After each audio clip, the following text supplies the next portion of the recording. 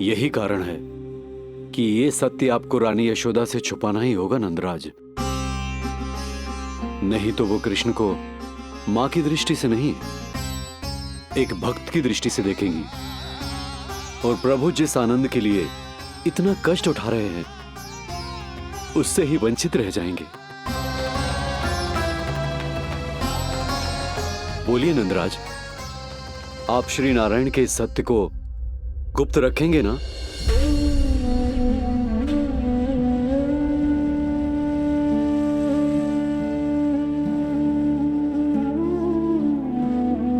प्रभु ने मुझे कैसी दुविधा में डाल दिया है गुरु। यशोदा से तो ये सत्य मैं छुपा भी लूंगा, परंतु स्वयं से कैसे छुपाऊंगा? और बाबा होने को सुख, उसको अनुभव कैसे कर पाऊंगा? जो हो रहा है और जो भी होता है सब उनकी ही इच्छा से होता है नंदराज। इसलिए आगे का मार्ग भी वही दिखाएंगे। अब मैं चलता हूं नंदराज। राजा वसुदेव और रानी देवकी नामकरण के बारे में जानने के लिए व्याकुल हो रहे होंगे।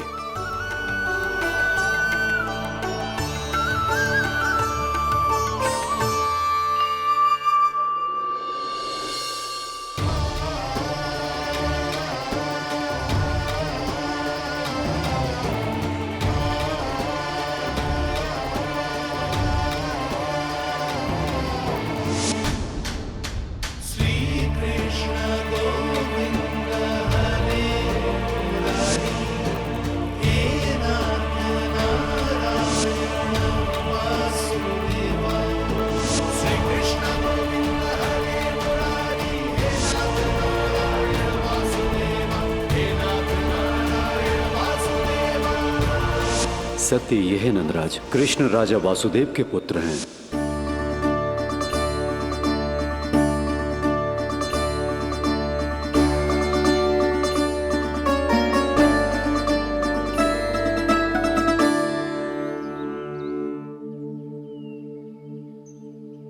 नंदराज, अपने आप को संभालिए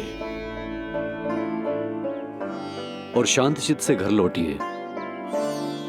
और हां, स्मरण रखिए कि प्रभु ने आपको बहुत ही बड़ा उत्तरदायित्व सौंपा है, आपको उसे निभाना ही होगा।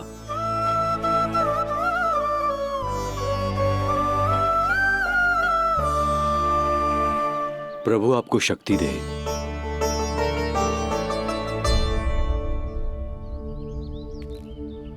आप बहुत सौभाग्यशाली हैं नंदराज। जो प्रभु आपके घर पल रहे हैं उनके बारे में सोचिए, जिनके यहां प्रभु ने जन्म लिया है। वो दोनों तो प्रभु की बाल लीलाओं से पूरी तरह से वंचित हैं।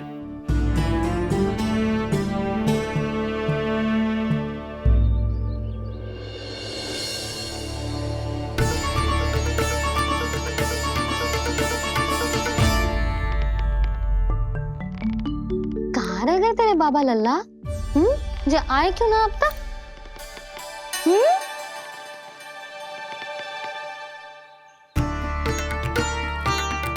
मेरा लल्ला मेरा ना है,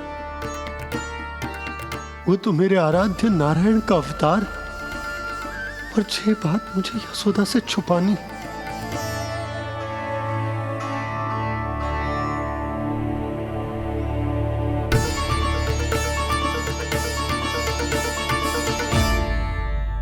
बाबा वहीं खड़े मत रहो, अब आ भी जाओ ना।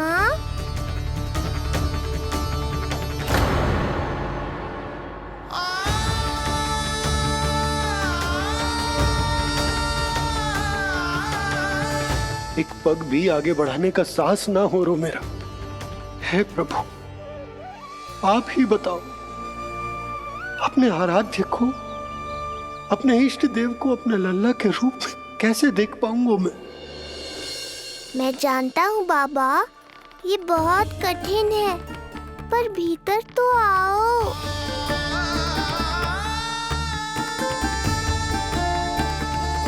अब आ भी जाओ बाबा, ऐसे बाहर कब तक खड़े रहोगे आप?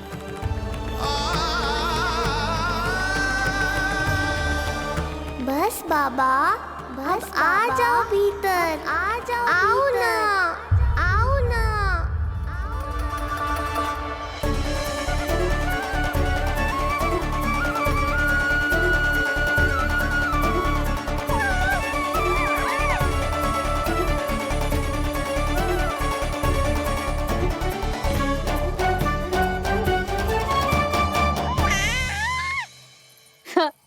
समझो? जब तू इधर उधर भाग रहा होगा तो तुझे बुलाने के लिए मैं तुझे ऐसे पुकारूंगी, कृष्ण। और जब तू शैतानी करेगो ना लल्ला, मैया को तंग करेगो, तो मैं तुझे क्रोध में ऐसे बुलाऊंगी, कृष्ण। हाँ। इसे सत्य पतो ना है, इसीलिए कितनी अच्छी तरह से मैया होने का कर्तव्य निभा रही, पर मैं अब बाबा होने का कर्तव्य कैसे निभा पाऊंगा?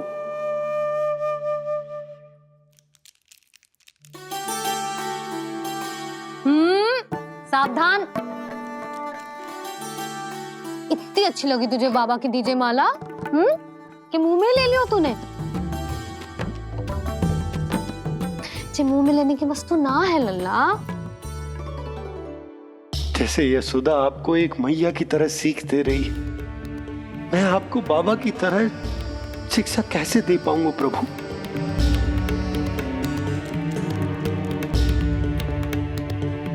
कृष्ण, अभी मना किया ना मैया ने? ये तो प्रभु को ही डांट रही है। सावधान, जो फिर से मुंह में लिया तो। यशोदा, तुम्हें पता भी है तुम किस पर क्रोधित हो रही? हाँ, अपने लल्ला पर। और किस पर? मेरे कहने का अर्थ ये है कि तुम्हें सच में पता भी है जे कौन है? स्वयं प्रभु ने मुझसे कहा है किसी और प्राणी को इसके बारे में भनक तक नहीं लगनी चाहिए, और रानी यशोदा को तो बिल्कुल नहीं, और रानी यशोदा को तो बिल्कुल नहीं, और रानी यशोदा को तो बिल्कुल नहीं। यही कहना चाहते हो ना आप कि मैं गोकुल के राजकुमार को डांट रही हूँ? अरे पर मैया और बाबा का स्थान तो हर पद से ऊंचा होता है ना जी। माँ और बाबा को तो अधिकार होता है ना प्रेम करने का भी, और भूल पर डांटने का भी। बस यही बात आपको समझनी है बाबा, फिर सब पहले जैसा हो जाएगा। मैं समझ तो हूँ, पर ये विचार के ये केवल हमारा पुत्र ना है, ये स्वयं नारायण का अवतार भी है। इसे अपने मन से निकाल ना पा रहा हूं मैं। ओहो, आपको समझाना तो मैया को संभालने से भी अधिक कठिन है बाबा। लल्ला, अरे लल्ला। जशोदा जी, आपने हमें नामकरण के लिए ना बुलायो। कोई बात ना है, लेकिन ये तो बताओ कि लल्ला का नाम क्या रखो है? हाँ भाभी, बताओ ना। हाँ जीजी, अब और प्रतीक्षा ना हो रही हमसे। इसका नाम रखो है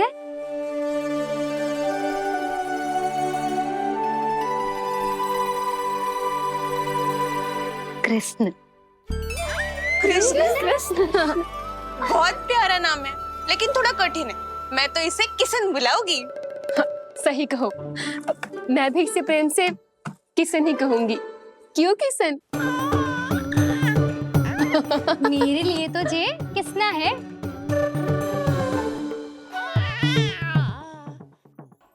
क्या कर रही हैं ये सब? बाबा, इन सब के लिए मैं केवल कृष्ण हूँ, भगवान नहीं। बस अब आप भी शीघ्र ही समझ जाओ ना ये। अरे तुम सब। हाँ हाँ, बुरा मुझे भी लग रहा है, जो सारी की सारी पहले ही दिन मेरे लल्ला का नाम बिगाड़ रही हैं। किंतु इसमें भी इन सब का प्रेम ही छुपा है, और हम सब तो प्रेम से भगवान को भी प्यारा सा नाम दे देते हैं, है ना? हाँ। सत्य तो ये है कि कृष्ण नाम बहुत अच्छा है, किंतु मैं भी अपने लल्ला को प्रेम का नाम देना चाहती हूँ। कान्हा बुलाऊंगी इसे, कान्हा बुलाऊंगी इसे, कान्हा बुलाऊंगी इसे।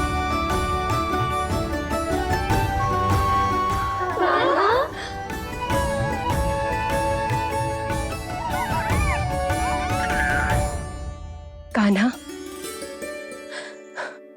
अनोखी ध्वनि, सहज सा मीठा, मैं भी इसे कान्हा ही पुकारूंगी।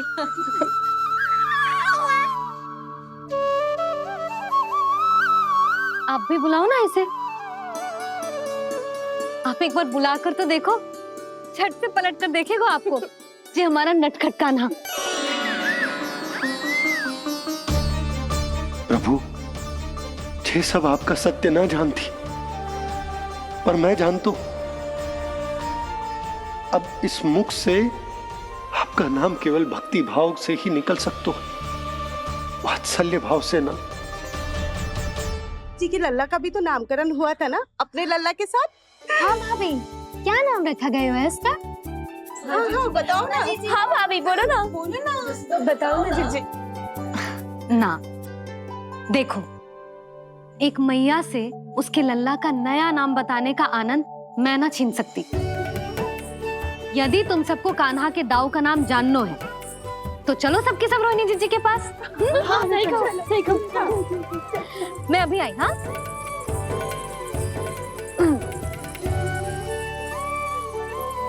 सुनो जी, आप लल्ला को संभालो, मैं अभी आई। रोहिणी, मैं कैसे? ये प्रभु, लल्ला। जी क्या मैं कर रहे हो? क्या हो गया आपको? मैं शीघ्र ही आ जाऊंगी। यशोदा, मुझसे दूर कब तक रहोगे बाबा?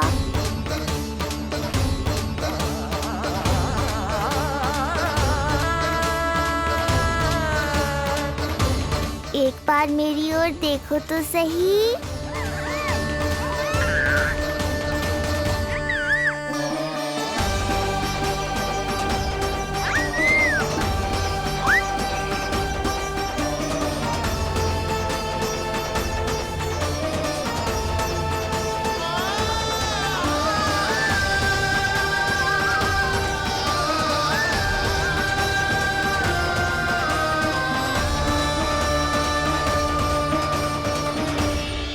प्रभु, मुझे दुविधा में डालकर आप मुस्कुरा रहे हो। ये कैसी परीक्षा है?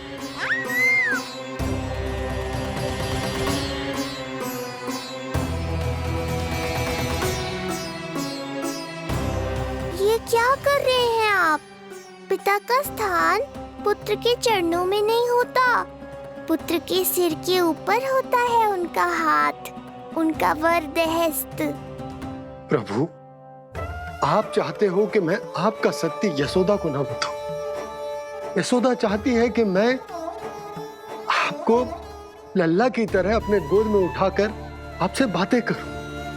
मेरी आंखें चाहती हैं कि मैं आपको अपने इष्ट देव, अपने आराध्य के स्वरूप में देखूं। और मेरा हृदय चाहता है कि मैं आपको अपने पुत्र के स्वरूप में देखूं। अब आप ही बताओ प्रभु, अब मैं इस परिस्थिति में क्या करूं?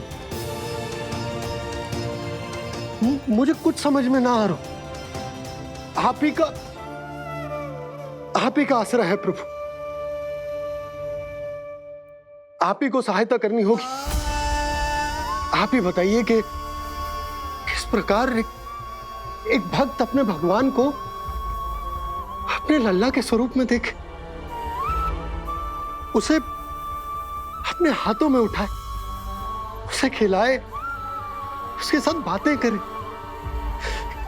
कैसे वो उसका लालन पालन करे अपने पुत्र के स्वरूप में।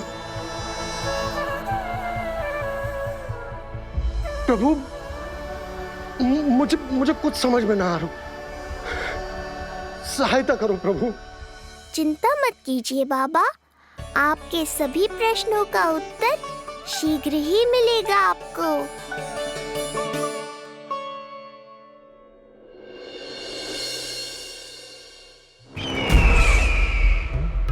ऋषि गर्ग पधारे हैं महाराज।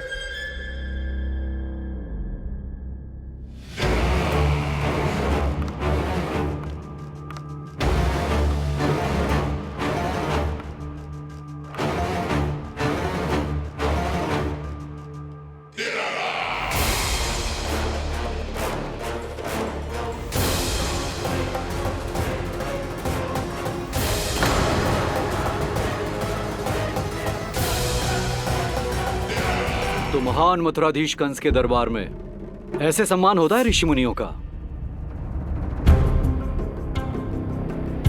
नहीं नहीं ऋषिवर, ये तो केवल एक उदाहरण है कि कैसे एक विष्णु भक्त का सम्मान नहीं किया जाना चाहिए। तब तो अच्छा ही है। मैं यहां तुमसे सम्मान की अभिलाषा लेकर नहीं आया हूं। मैं यहां देवकी और वसुदेव से भेंट की इच्छा लेकर आया हूं। क्यों? मेरे विरुद्ध कोई षड्यंत्र रचना चाहते हो? जो सदैव दूसरों के विरुद्ध षड्यंत्र करता है, उसका संपूर्ण जीवन इसी भ्रम में बीतता है कि सारा संसार उसके लिए षड्यंत्र कर रहा है। परंतु अन्य व्यक्तियों के पास इससे भी अत्यधिक महत्वपूर्ण कार्य होते हैं करने के लिए। यह महत्वपूर्ण कार्य करने की आपकी यह इच्छा इस दरबार में पूर्ण नहीं होगी ऋषिवर।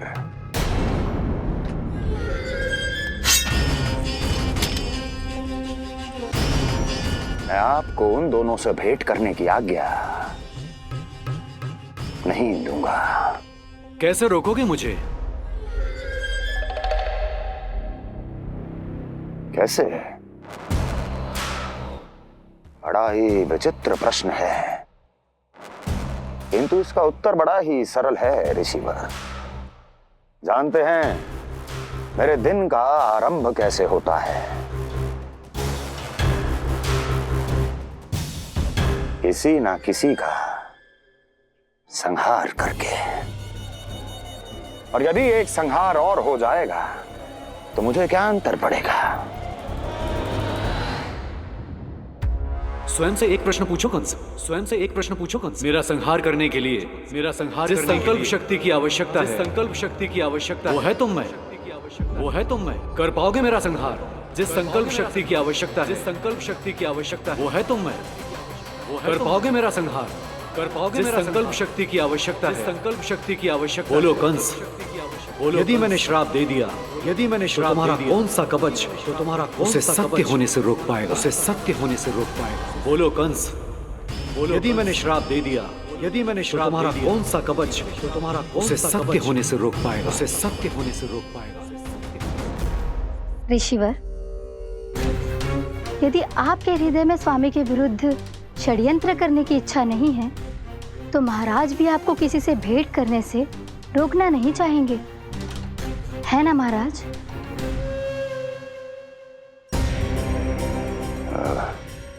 हाँ, आप उन दोनों से भेंट कर सकते हैं।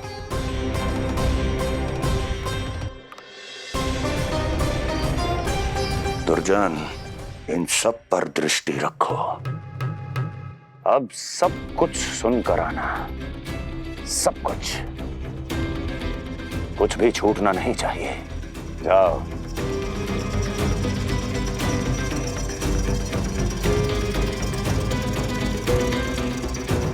लगता है प्राप्ति राजकार्य सीख रही है मुझसे।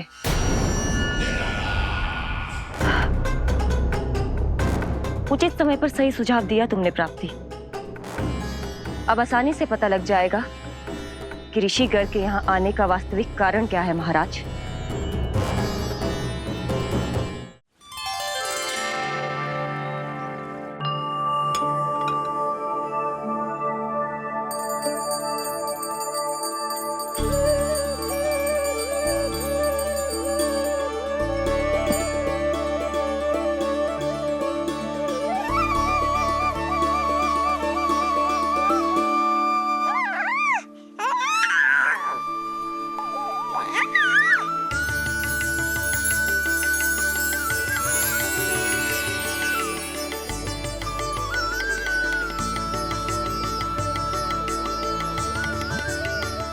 स्वयं नारायण मेरे घर में है तो ये फूल उनके चरणों में क्यों चढ़ा रहा हूं?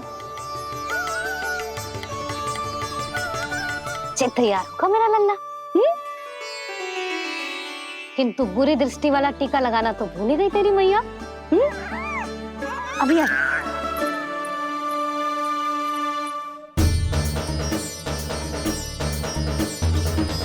ओहो, नहीं नहीं बाबा, ये मत करो। मैया आ रही है, उन्हें पता चल जाएगा।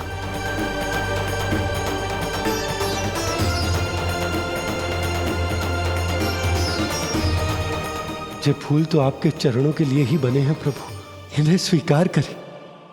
बाबा, ये सत्य मैंने आपको अपना साथ देने के लिए बताया था, अपने आप को फंसाने के लिए थोड़ी ना।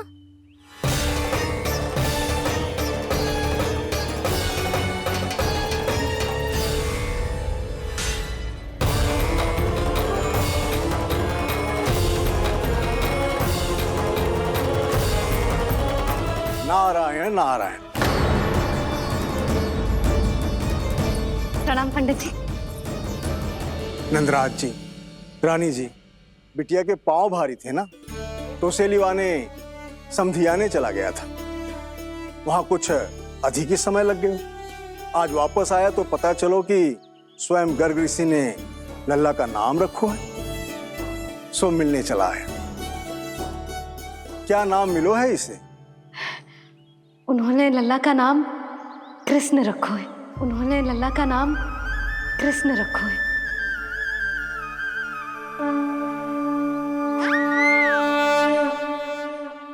कृष्ण, आहा, उत्तम, अति उत्तम, बहुत मधुर नाम है। ऐसा लग तो है जैसे आप स्वयं श्री नारायण का नाम ले रहे हैं।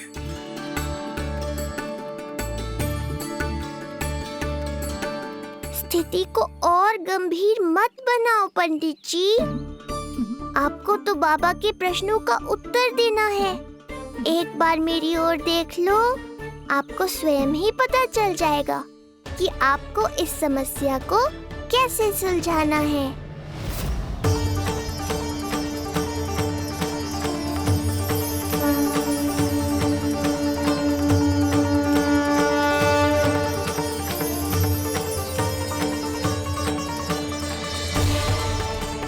पंडित जी मेरे लल्ला को टकटकी बांध के देखे क्यों जा रहे हैं?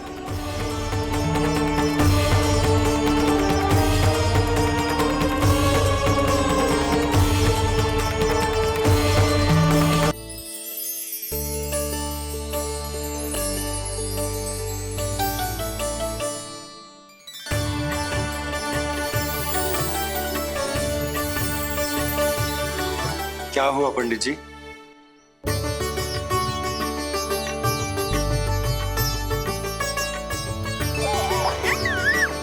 बधाई हो लल्ला, इतना प्यारा नाम मिलो है तुम्हें।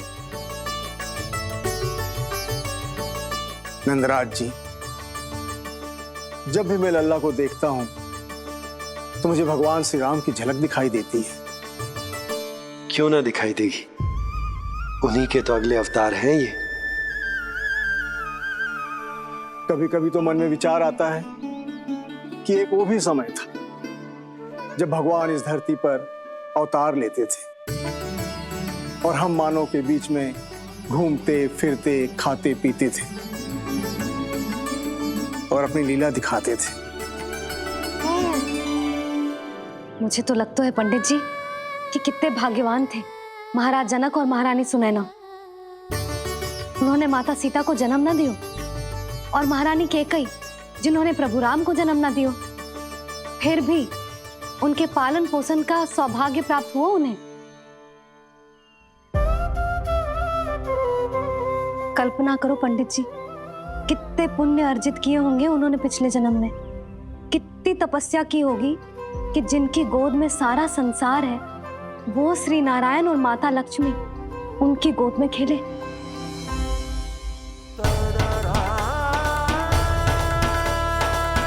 संसार में अवतार लेकर सांसारिक नाते भगवान को भी निभाने पड़ते हैं। फिर हम तो मानव है। संसार में अवतार लेकर सांसारिक नाते भगवान को ही निभाने पड़ेगा, फिर हम तो मानव हैं।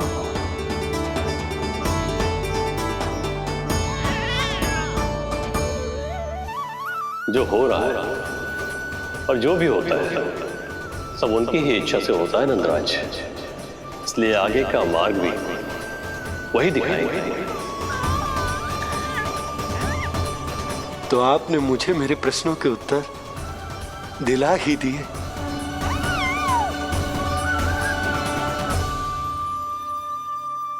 मैं भी क्या क्या बातें करने लगा। लगता है नाना बनने की प्रसन्नता का प्रभाव है जे। हमारी बिटिया को लक्ष्मी हुई है ना। बधाई हो पंडित जी, बहुत बहुत बधाई हो। मैं मैया और उसकी बिटिया से अवश्य मिलने आऊंगी। बधाई हो पंडित जी। अब मुझे आज्ञा दीजिए, वैद्य जी से कुछ औषधियां लेनी है मुझे। नारायण नारायण।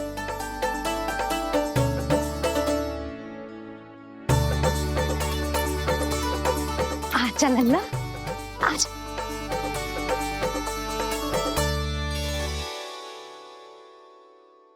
लक्का टीका। सुनो जी, तनिक कान्हा को संभालो। मैं यूं गई और यूं आई।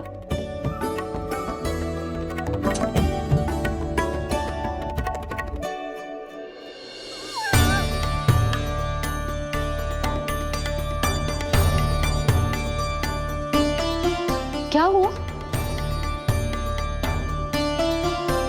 मैं देख रही हूँ नामकरण के बाद से एक बार भी आपने कान्हा को गोद में ना लिया है।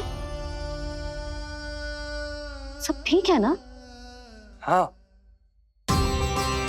सब ठीक है। अब सब ठीक है। लो मेरा लल्ला।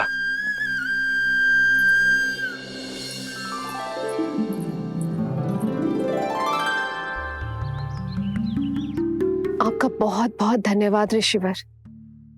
यादवों का कुलगुरु होने के नाते ये तो मेरा कर्तव्य था पुत्री। मुझे क्षमा कर दे लल्ला।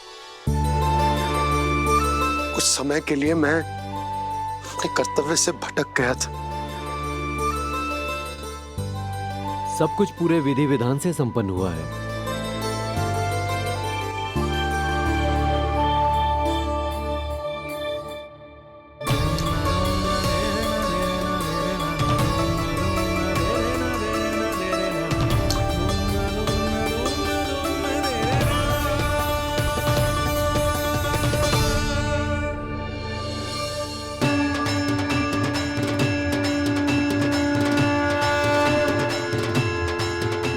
जो नाम मैंने दिया है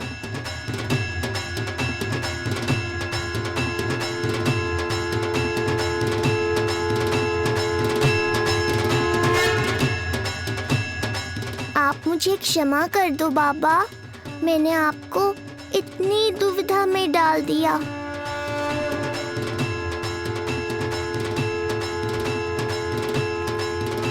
और इस तरह नंद को सब कुछ पता चल गया।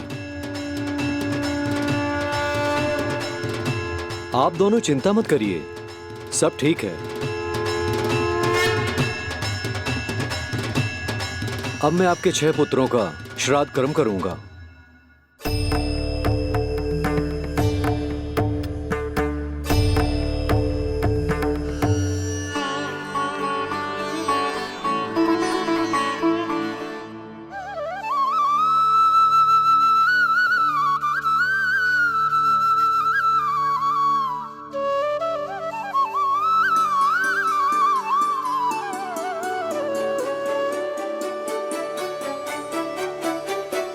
कान्हा, क्या हुआ जो मैं तेरा वास्तविक बाबा ना हूं? क्या अंतर पड़ तू कि तुम मेरे आराध्य के अवतार हो? महत्वपूर्ण बात तो ये है कि मुझे तुम्हारे साथ मुस्कुराने को, तुम्हें खिलाने को, तुम्हारा ध्यान रखने को, तुमसे प्रेम करने को सौभाग्य प्राप्त हो।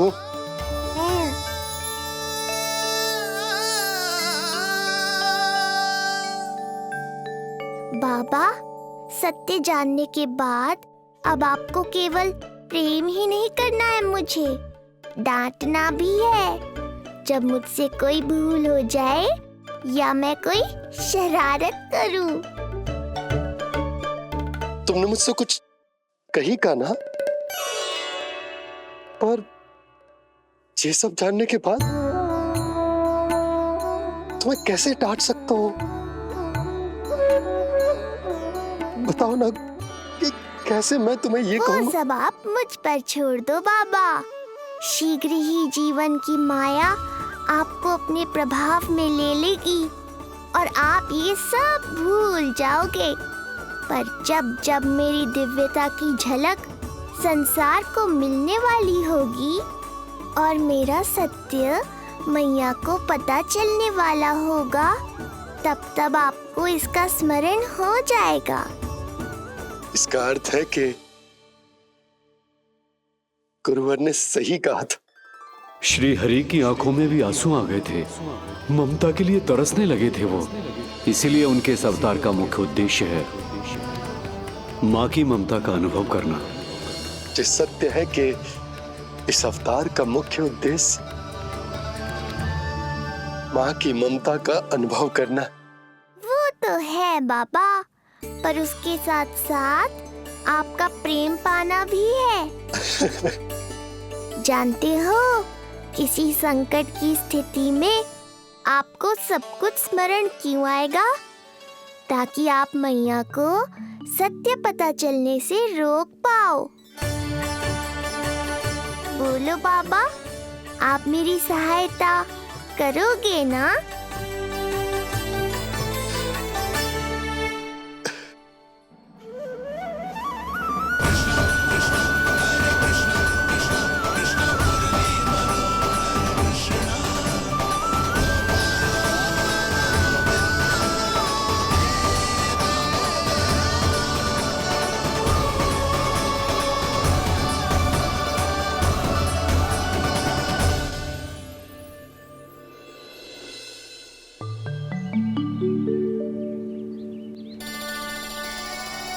अब तो मेरा कान्हा बैठना सीख गया।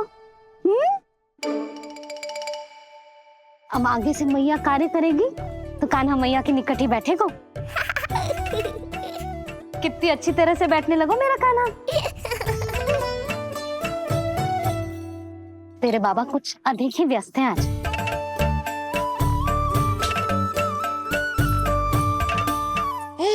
और अब आप भी व्यस्त हो गई, तो मेरे साथ खेलेगा कौन?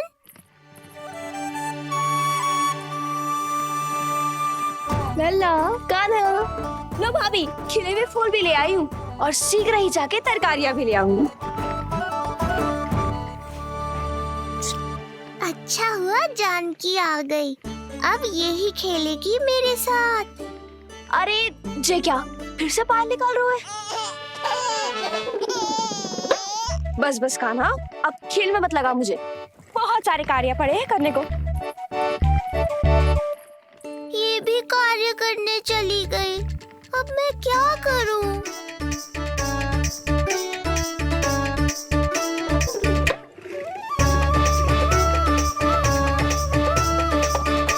सब व्यस्त है, मेरे लिए किसी के पास समय ही नहीं है। लगता है इनका ध्यान बटाने के लिए अब मुझे कुछ करना ही होगा।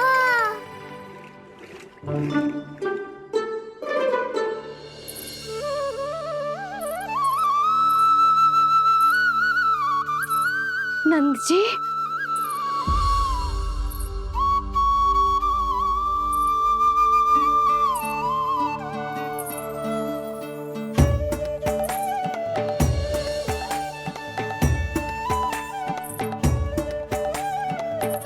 जानकी, देखो मेरा लल्ला पहली बार घुटने के बल में चल रहा है।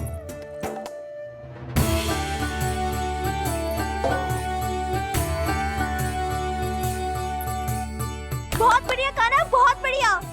बस यही तो चाहिए था। आजा कान्हा, आजा इधर आ, मैया के पास आ। कान्हा, आजा अपने बाबा के पास। आजा।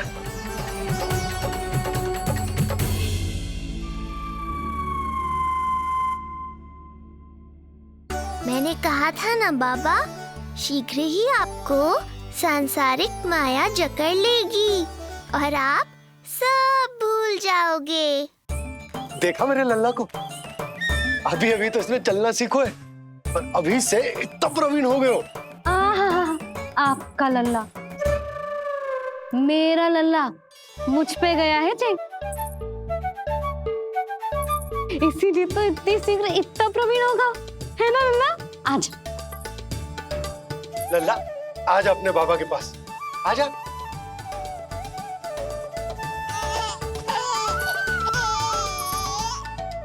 भ्रमित कर दियो आपने इसे, कितने चाव से अपनी मैया की ओर आ रहा था।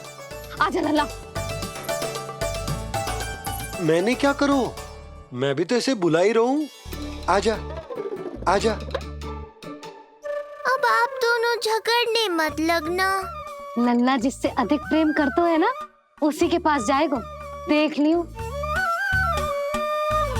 यशोदा, ये तुम कैसे प्रतियोगिता लगा रही हो? क्यों, आपको विश्वास ना है कि लल्ला आपसे भी उतना ही प्रेम करते है और आपके पास भी आ सकते है? या फिर हारने का भय सता रहा है आपको? बिल्कुल ना, कान्हा आएगा तो अपने बाबा के पास। आजा। जे हुई ना बात, अब देखते हैं कौन जीतेगा। आजा कान्हा, आजा कान्हा, अपनी प्यारी मैया के पास आजा। बाबा की उंगली पकड़ी थी ना तूने, तूने साथ देने का वचन दिया था। आजा अपने बाबा के पास। अरे ये कैसे धर्म संकट में डाल रहे हो आप दोनों मुझे? कान्हा अपने मैया के पास आएगो, है ना? आजा। नहीं, कान्हा अपने बाबा के पास आएगो। आजा। लगता है नंद भैया ही जीतेंगे आज। तुझे बड़ा पता है नंद भैया ही जीतेंगे आज। कान्हा मुझे छोड़ के कहीं और जा ही ना सकता। और तू तो तरकारी लेने जा रही थी ना, जा। हाँ हाँ, बस जा ही रही हूँ।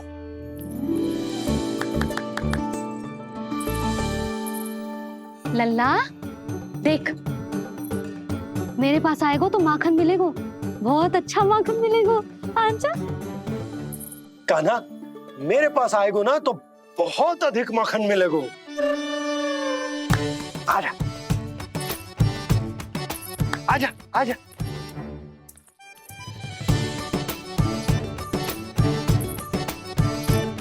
कान्हा आ जाओ।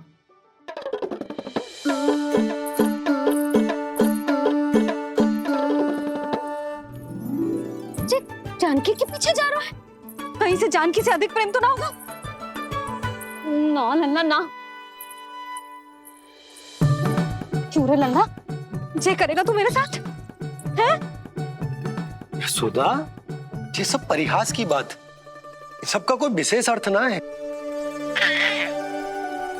कहीं ऐसा तो ना है क्योंकि मैं आजकल इस पर अधिक ध्यान न दे पा रही तो इसे जानकी से लगाव होगा है? क्योंकि सारा दिन तो मैं कुछ ना कुछ कार्य करती रहती हूँ। सुनो जी, इसे भ्रम तो ना होगा कि इसकी मैया है कौन? यशोदा, ऐसा कभी हो सकता है क्या? तुम कुछ अधिक ही सोच रही हो। वही तो, किसी संतान को अपनी मैया के बारे में भ्रम हो ही नहीं सकता ना। जे आपके पीछे भी चला जाता ना तो ठीक था, किंतु जे तो जानकी के पीछे चला गया।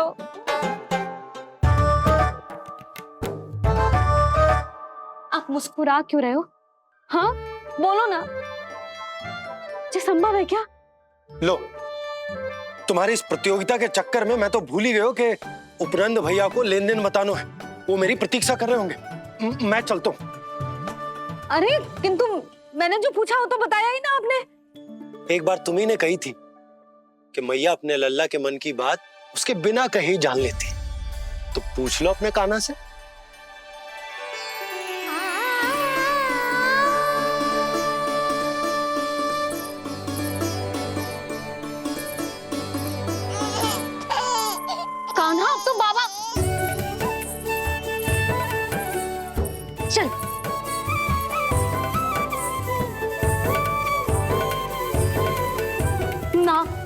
ना लल्ला, कछु और ना। बाबा से प्रेम है, जानकी से प्रेम है, बस अपनी मैया से ना है ना। अरे मैया, ऐसी बात थोड़ी ना है। 9 माह तक पेट में कौन पालती है? मैया। दूध कौन पिलाती है? मैया। देखभाल कौन करती है? मैया। बस उसी मैया से प्रेम ना है, से सभी से प्रेम है तुझे। तो ठीक है फिर, अब बात भी उन्हीं से करियो।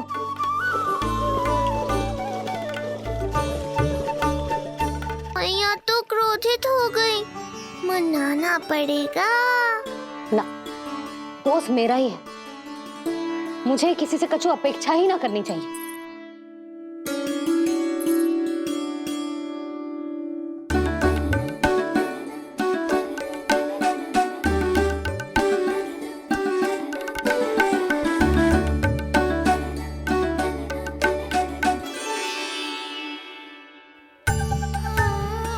आहा, अब स्वयं को प्रेम चाहिए तो चापलूसी कर रहे हो? छोड़।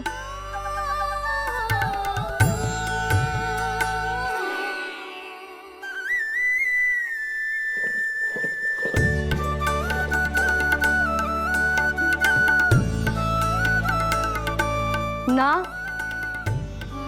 अब बिल्कुल ना आऊंगी तेरे झांसे में। तू और तेरे बाबा दोनों एक समान हैं। पहले क्रोधित करेंगे, फिर मनाने चले आएंगे। जब मैंने तुझे बुलाया था तो जानकी और बाबा की ओर चला गया। अब क्यों आ रहा है मेरे पास? जा, उन्हीं के पास जा।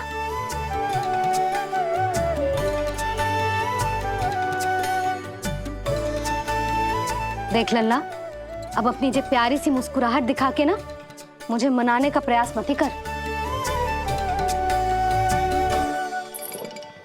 मैंने कान्हा कहाँ गया? कहाँ गया कान्हा? कान्हा कहाँ थे अब तक? पहले ही क्यों नहीं बताया कि ऋषि गर्ग की क्या योजना है? बता, क्या देखा, क्या सुना? महाराज, मैंने पूर्ण प्रयास किया किंतु मुझे कुछ भी नहीं सुनाई दिया। दबाव बढ़ा।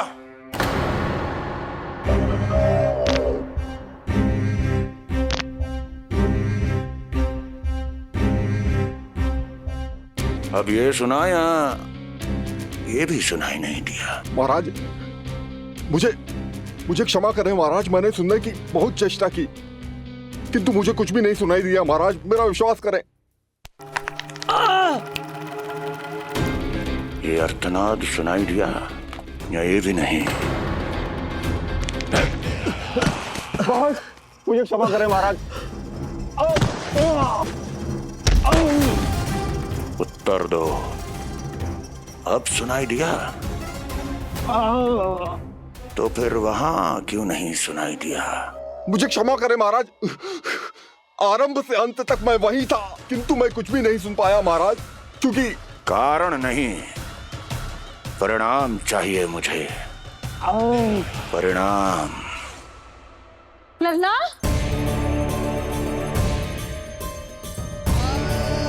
लल्ला कहाँ छुप गए तू?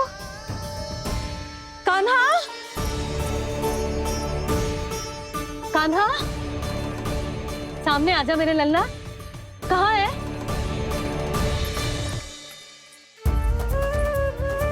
कान्हा, सामने आजा लल्ला। अब मैया कभी ना रूठेगी तुझसे। कान्हा, कान्हा,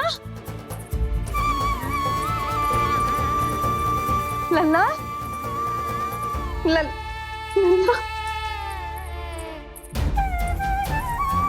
लल्ला देख, सामने आजा, नहीं तो तेरी मैया मर जाएगी। लल्ला, कान्हा, कान्हा न जाने कहाँ चला गया है। अभी तो यही था, न जाने कहाँ चला गया है। तो उसकी पायल है, कहीं बाहर तो ना चला गया? कोई मेरे लल्ला को। यशोदा, कोई ना लेगो होगा लल्ला को, और वो स्वयं भी कहीं ना जाएगो, यहीं कहीं होगो। आप इतने शांत कैसे हो? आपको कुछ पता है क्या? ये क्या है? एक पायल अभी भी उसके पैर में है, और है तो अपनी मैया का ही लल्ला, एक जगह टिकेगो ना हो, इसीलिए कह रहा हूँ कि मैं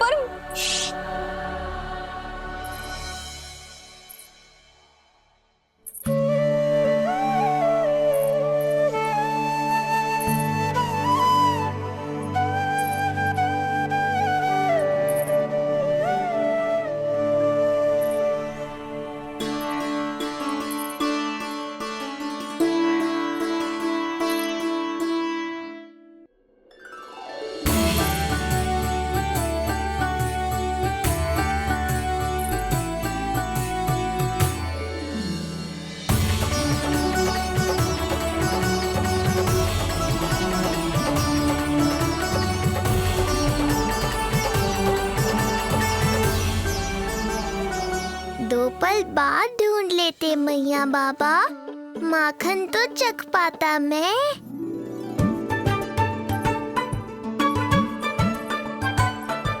ये क्या क्या कर रहे है तू?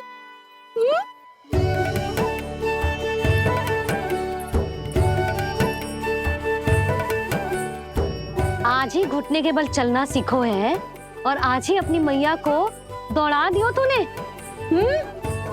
ये जो छोटी छोटी पहिया है ना, इनमें पायल ना बेड़ियां पहनाऊंगी मैं। कही थी ना मैंने, तुम व्यर्थ ही घबरा रही हो, और इतना घबरा गई कि घबरा के आकाश सर पे उठा लियो। मैंने आकाश सर पे उठा लियो, और वो भी व्यर्थ में। मेरे कहने का अर्थ जे ना है यशोदा, व्यर्थ ना, मैं तो केवल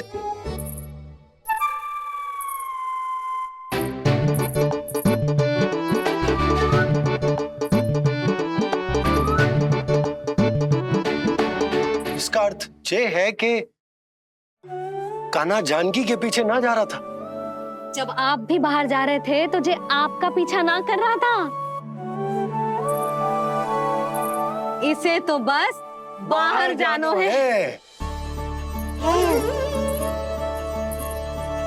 क्या चल रहा है? हाँ, चल चल अंदर चल। बाहर जानो है? अभी अभी घुटने के बल चलना सीखो है, और अभी से बाहर जाना है? असंभव। क्यों? क्यों का क्या मतलब? इतने छोटे से बालक को कोई बाहर ले जाता है क्या? हाँ यशोदा, यदि ये बाहर ना जाएगो तो संसार के बारे में समझेगो कैसे? सुनो, इसका निष्क्रमण संस्कार भी आज ही करा देते, सीधा इसे मंदिर लेकर जाते। ना ना, इतनी शीघ्रता की कोई आवश्यकता ना है। जे देखो देखो बाहर कितनी धूप है। धूप कहाँ है यशोदा? बादल हैं बाहर तो। हाँ तो वर्षा हो गई तो मेरा कान्हा भीग जाएगा, उसका स्वास्थ्य बिगड़ जाएगा ना। बहाने क्यों बना रही हो यशोदा? तुम भी जानती हो कि ये वर्षा वाले बादल ना है, और कब तक इसे भीतर रखोगी? तुम भी इसके साथ वही कर रही हो जो रोहिणी भाभी ने इसके बलदाऊ के साथ किया। मैया मान जाओ ना। और उस दिन तो तुम रोहिणी भाभी को इतना अच्छे से समझा रही थी, आज तुम्हें क्या होगा? अभी तो इसने घुटने के बल चलना सीखो है यशोदा। अभी इसे बाहर ना लेकर गए ना, तो जब ये पांव पर खड़ा होना सीखेगो ना, तो अकेले ही बाहर भाग जाएगो। नाना, मेरा कान्हा अकेले कहीं ना जाएगा। यशोदा, तो फिर अभी इसे ले जाने दो और गोकुल घुमाने दो।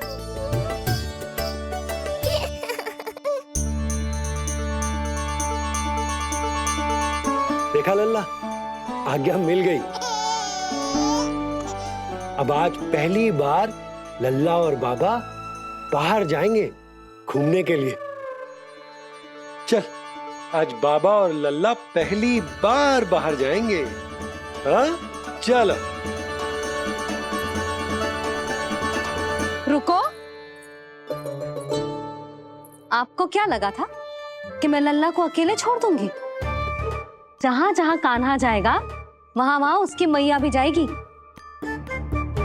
कभी तो नंद और नंद लाला को एक साथ समय बिताने दिया करो। कुछ कही आपने? नहीं। तो बस फिर गौशाला से आरंभ करेंगे, फिर गांव घुमा के मंदिर ले जाएंगे इसे। मैं एक्शन में आई। देखा, अभी तो तेरी मैया मंदिर भी जाने को तैयार ना थी और अब तुझे पूरा गांव घुमाने के लिए तैयार हो गई।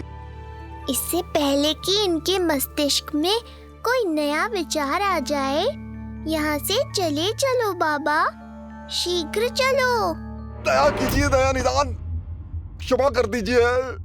कितनी बार तुझे गर्ग ऋषि के आश्रम भेजा, तू वहाँ कुछ नहीं सुन पाया। गर्ग ऋषि यहाँ आया, तू यहाँ कुछ नहीं सुन पाया। जब तू कोई कार्य करने योग्य ही नहीं तो फिर तेरा क्या? स्मरण करें महाराज, स्मरण करें कि आपको भी एक नाम बार बार सुनाई देता था। आप अपने कानों पे हाथ रख के यहाँ वहाँ घूम रहे थे, छटपटा रहे थे, किंतु हम में से किसी को भी उसका स्वर नहीं सुनाई दे रहा था। महाराज स्मरण कीजिए। कृष्ण कृष्ण कृष्ण कृष्ण कृष्ण। जैसे उस बालक के जन्म के समय आपके कानों में ध्वनियां गूंज रही थी।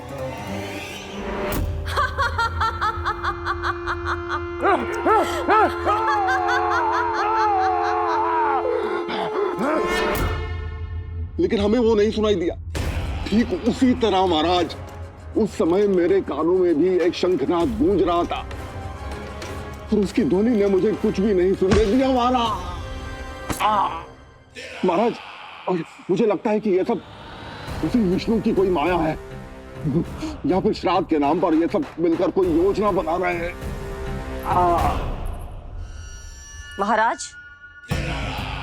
इस निर्दोष को मारने से क्या होगा? मैंने तो आपसे पहले ही कहा था कि उन दोनों को महल से बाहर मत जाने दीजिए।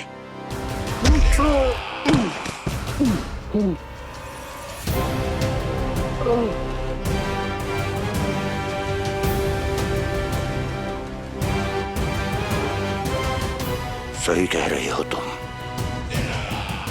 इसको मार के क्या होगा?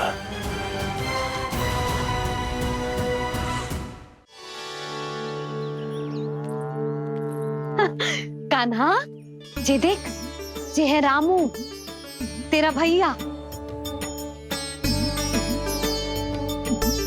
और जे है सबला, तेरी मौसी।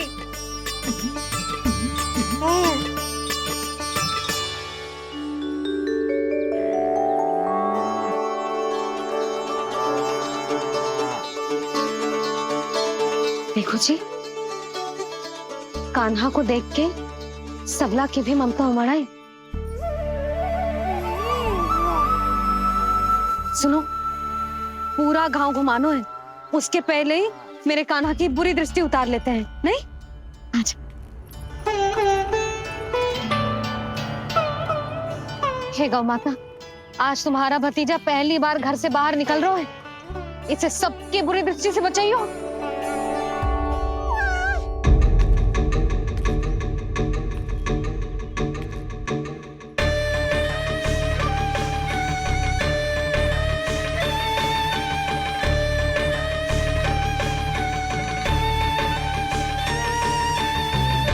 नारायण नारायण।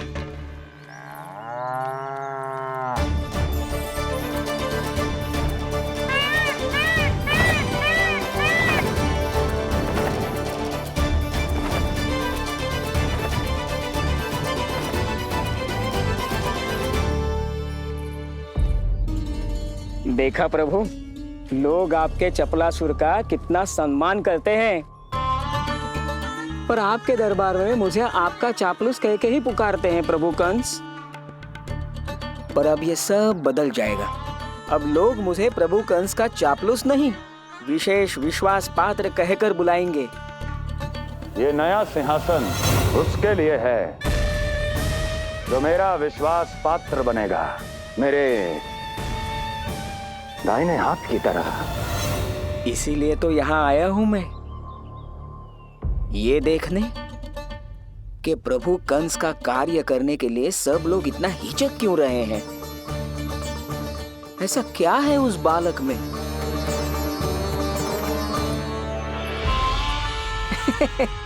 नारायण।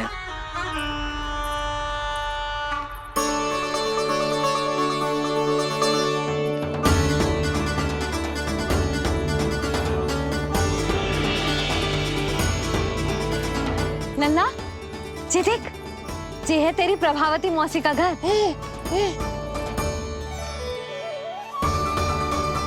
और वो देख, वो रहा तेरे दाऊ का घर। देख क्या रोए, तेरे दाऊ भी चल रहे हैं हमारे साथ। ये वही है क्या जो चपलासुर से विशेष विश्वास पात्र श्री चपलासुर जी बनने तक की यात्रा में मेरी सहायता करेगा? ताऊ, ताऊ देखो कान्हा आयो है। कान्हा,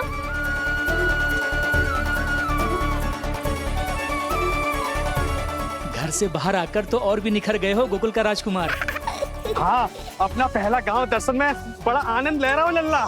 सच्ची कहीं भोला भाई, आज कछु अधिक ही प्यारा लग रही है जे। जी क्या भीड़ लगा रखी है तुम सबने? हाँ जी, मेरा लल्ला है, कोई दिखावट की वस्तु थोड़ी ना है। सब फेर के खड़े हो गए। यशोदा, ये देखो रोहिणी जीजी भी आ गई। चलो सब सीधे मंदिर चलते हैं। हाँ चल। ताऊ, बड़े होने के नाते आपको मुझे घुमाना चाहिए, पर ध्यान रखना, आज आपको मैं ले जा रहा हूँ मंदिर।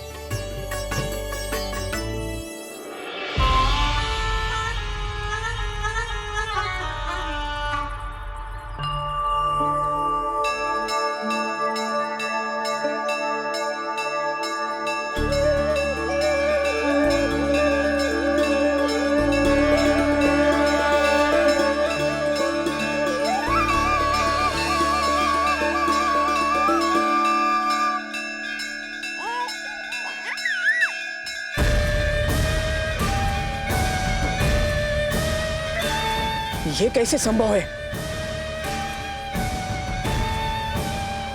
ये अवश्य वायु के वेग से ही बच रही होंगी। प्रणाम। आशीर्वाद। आयुष्मान भव।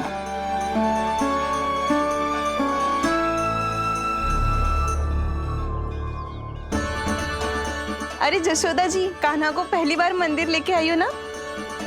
बहुत ही अच्छे समय पे आई हो। देसी घी का हलवा बनाया मैंने प्रसाद में। इतनी अच्छी सुगंध, हलवा तो स्वादिष्ट लग रहा है। चलो, कुछ तो अच्छा किया सुलक्षणा चाची ने।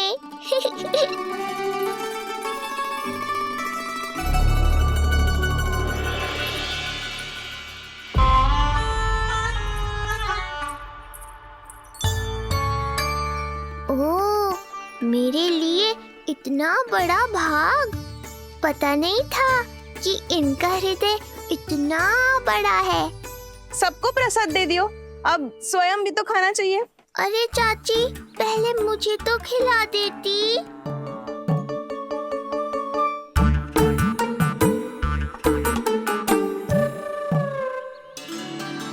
अरे, मैं तो कान्हा को देना भूल ही गई। हाँ? चलो, विलंब से ही सही, मेरा स्मरण तो हुआ आपको।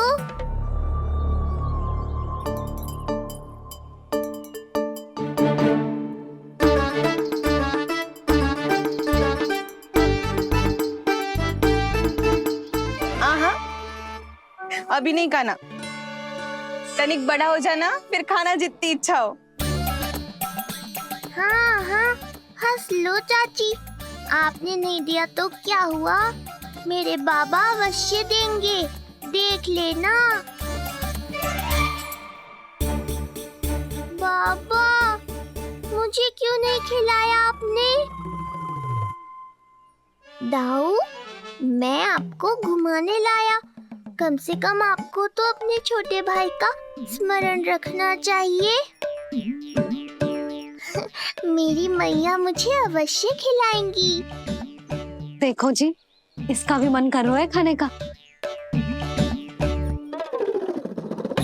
मैया है ना, तेरी मैया ने अपने कान्हा के लिए पहले से ही बचा लिया था।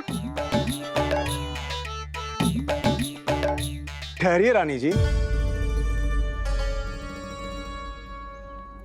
पहली बार कुछ खाने को मिल रहा था पंडित जी, रोक क्यों दिया? अभी बालक का अन्नप्राशन नहीं हुआ है। हाँ यशोदा, सदानंद जी सही कह रहे। दूध मुहे बालक को ठोस अन्नप्राशन के पश्चात ही खिलाना चाहिए।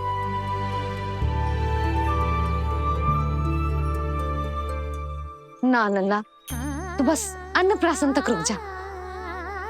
उसके बाद तू जो कहेगो ना, तेरी मैया खिलाएगी तुझे। ये तो साधारण सा बालक है, बहुत ही सरलता से मैं उसे अपने मार्ग से हटा दूंगा।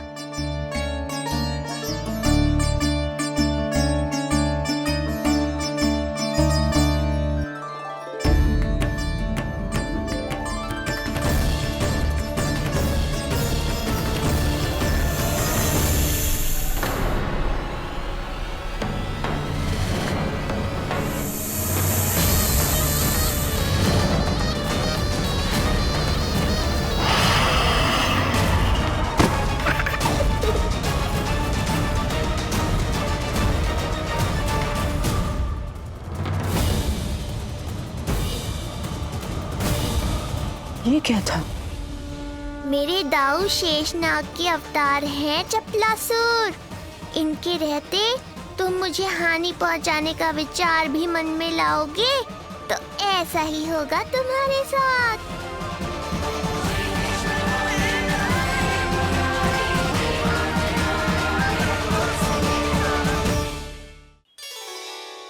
दाऊ, अकेले अकेले प्रसाद खाकर ठीक नहीं किया आपने। पंडित जी, हमारा कान्हा घुटने के बल चलने लगो, तो क्यों ना इसका अन्न से परिचय करा दिया जाए। नंदराज जी, 2 दिन में पूर्णिमा है, बहुत अच्छा दिन है, तभी कर लेते हैं अन्नप्राशन संस्कार। 2 दिन की प्रतीक्षा और करनी पड़ेगी। जिज्जी, मेरा तो मन किया आज ही कर दूं अपने कान्हा का अन्नप्राशन। यशोदा, मैं तुम्हारी हृदय की पीड़ा समझती हूँ, पर तुम्हें और तुम्हारे लल्ला को 2 दिन और ठहरना है, ठीक है? अरे अरे अरे, बस भर गया।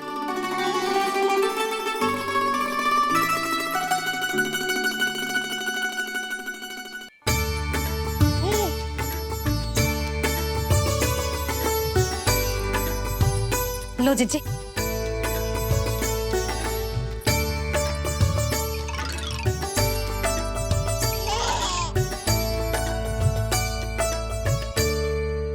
प्रसाद नहीं मिला तो माखन तो है।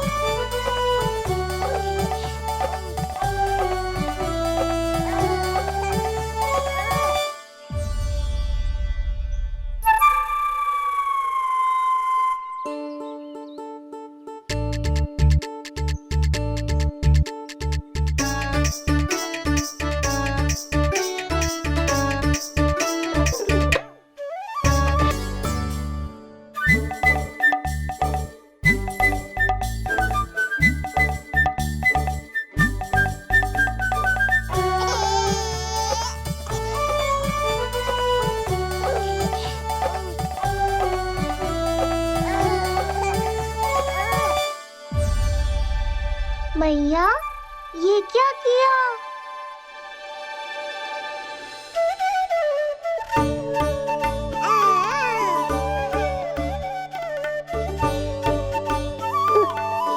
लगता है इसे माखन से अधिक ही प्रेम हो गया है। सावधान यशोदा, कहीं बड़ा होकर माखन चोर ना बन जाइए। माखन चोर क्यों बनेगा मेरा लल्ला? माखन की कोई कमी है क्या हमारे घर में? जितना माखन चाहिए उतना माखन खिलाऊंगी मैं अपने लल्ला को। पर मैया, अभी तो थोड़ा सा भी नहीं चखा रही हो। ये ले। लो, ये भी दाऊ को दे दिया। सुबह तो बोल रही थी कि मैं आपको प्रेम नहीं करता, उल्टा आप अपना सारा प्रेम बलदाऊ पर लुटा रही हो।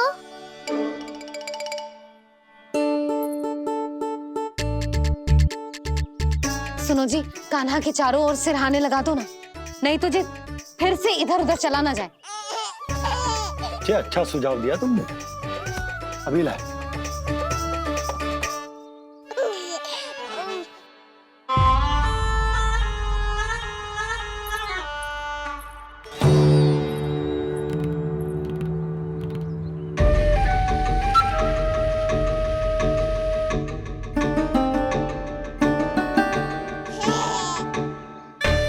इस बालक का वध करके जब मैं मथुरा वापस लौटूंगा तो प्रभु कंस मुझे अपना विशेष विश्वास पात्र तो बनाएंगे ही, पर क्या पता प्रधानमंत्री भी बना दे।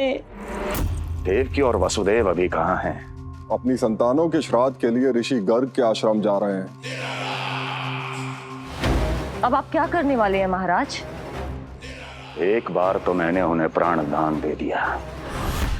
बधाई हो कुंवर जी। अपनी पत्नी के प्राण बचाने में आप सफल हुए। दूसरी बार मैं उन्हें दंड देने निकला तो तुमने मुझे रोक दिया। बुद्धि बल का प्रयोग कीजिए स्वामी, शारीरिक बल की आवश्यकता नहीं। किंतु एक ही भूल को बार बार नहीं दोहराएगा कंस। मथुरा नरेश कंस के इस महल से वसुदेव और देवकी जीवित बाहर नहीं निकलेंगे, केवल उनके शव। कंस मामा, आप उनको छू भी नहीं सकते।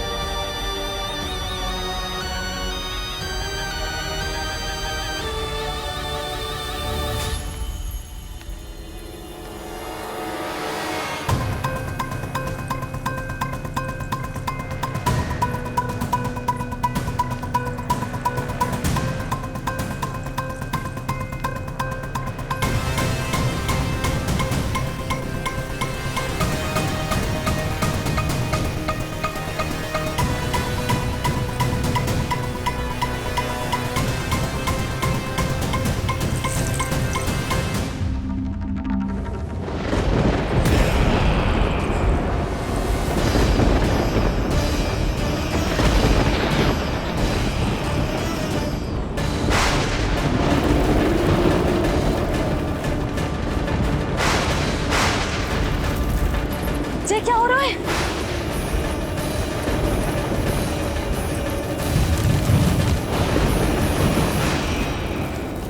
ये क्या हो रहा है?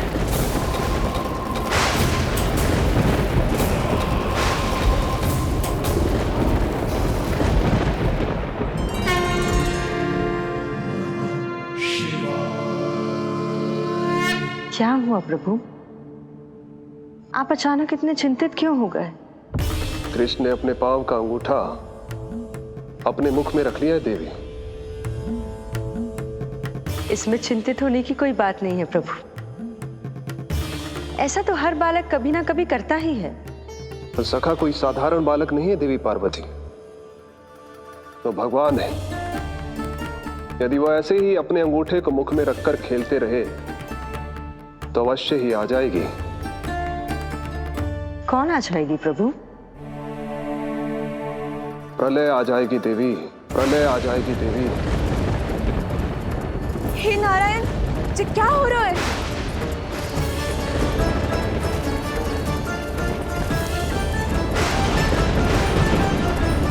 जी ऐसे लग रहा है जैसे दिन में ही रात्रि के समान अंधेरा छा गया हो। लगता है बहुत बड़ी आंधी आने वाली है।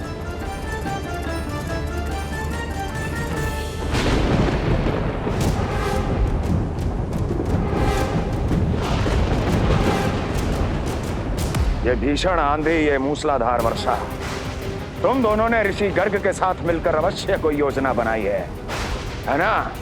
बोलो बोलो, क्या है वो योजना? बोलो।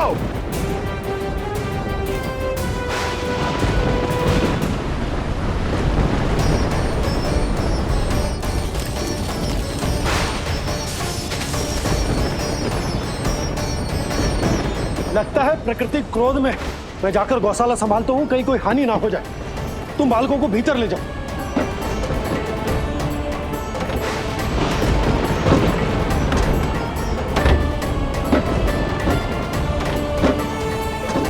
जी द्वार और झरोखे बंद करते हैं। हाँ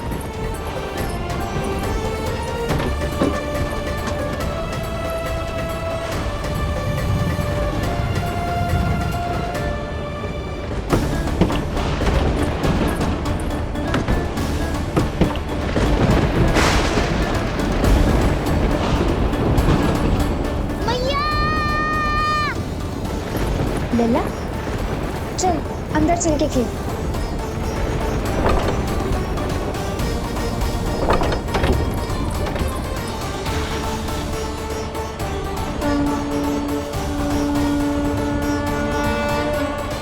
आपके सखा तो ध्यान निद्रा में चले गए हैं प्रभु। इनकी ये अंगूठा चूसने की सामान्य सी क्रिया का कितना घातक प्रभाव पड़ रहा है, इन्हें तो पता भी नहीं है। चाहे जानबूझकर की जाए या अनजाने में हो, सखा की हर लीला के पीछे कोई ना कोई उद्देश्य अवश्य छिपा होता है। पर ऐसा लगता है देवी जैसे उनकी इस लीला के पीछे एक नहीं अनेक उद्देश्य छिपे हैं।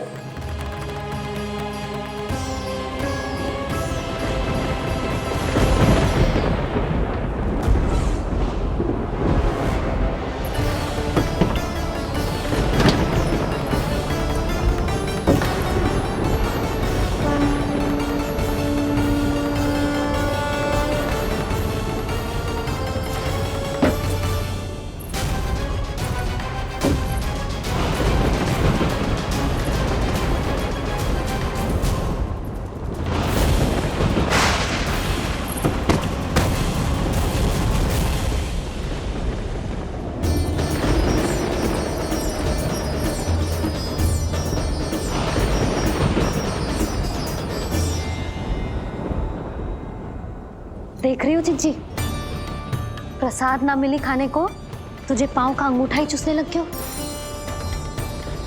कान्हा ये क्या कर रहे हो है? अंगूठा मुंह से निकाल दे लल्ला। अच्छी बात ना है कान्हा। देख कान्हा, तू नींद में है, इसका अर्थ ये ना है कि मैया तुझे अंगूठा चूसने देगी। निकाल अंगूठा मुंह से। आज तो बड़ी शीघ्र इतनी गहरी निद्रा में सो गए हो तुम।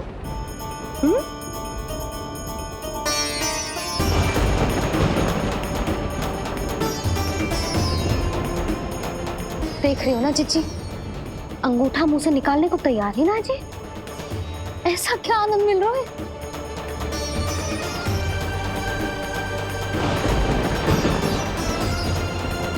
अधिक बल भी ना लगा सकती, अत्यधिक नींद में है।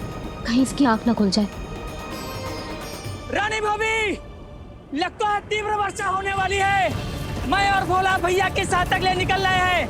हो सकता है उन्हें हमारी आवश्यकता हो। हाँ हाँ चलो बोला। चिच्ची, तीव्र वर्षा आरंभ होने से पहले आप और बरदाऊ निकल जाओ। ठीक है, किंतु तुम भी सतर्क रहना। हाँ, आप भी ध्यान से जाओ।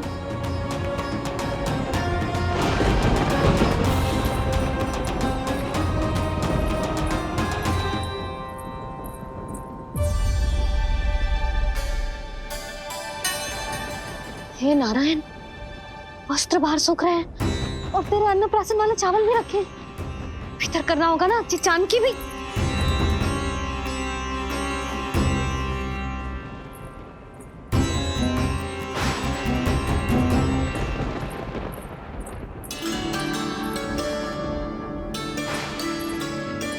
लल्ला, वैसे जी बहुत बुरी बात है।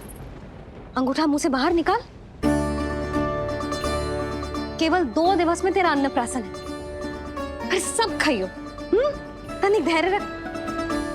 गुड़ तो प्रभु, स्वयं कृष्ण की मैया इनका अंगूठा नहीं निकाल पाई, तो अब और कौन निकालेगा? कैसे रुकेगी ये प्रलय? इसका एक ही अर्थ है देवी,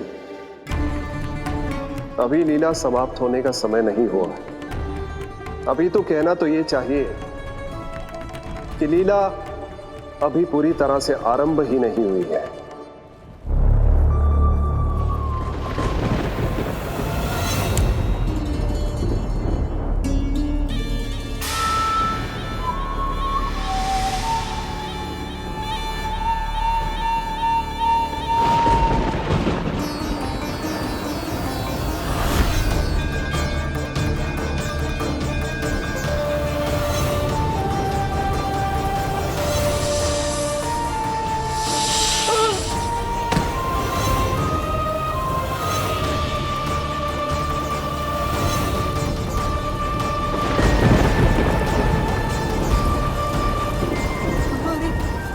कंस ने प्रलय बुला ली, कंस ने प्रलय बुला ली।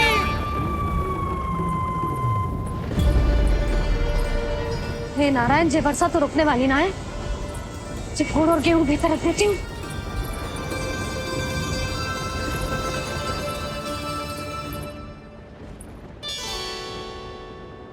जे देख रहे हो गुड़, जे तेरे अन्नप्राशन के पकवानों के लिए ही है। कैसे कैसे करके बचा के लाई हूँ, कुछ पता भी है तुझे? और तू है कि जे अंगूठा ही चूसे जा रहा है। हाँ नहीं तो। किंतु आज प्रलय भी आ जाए तो कंस की तलवार का वार रोकने में असमर्थ होगी।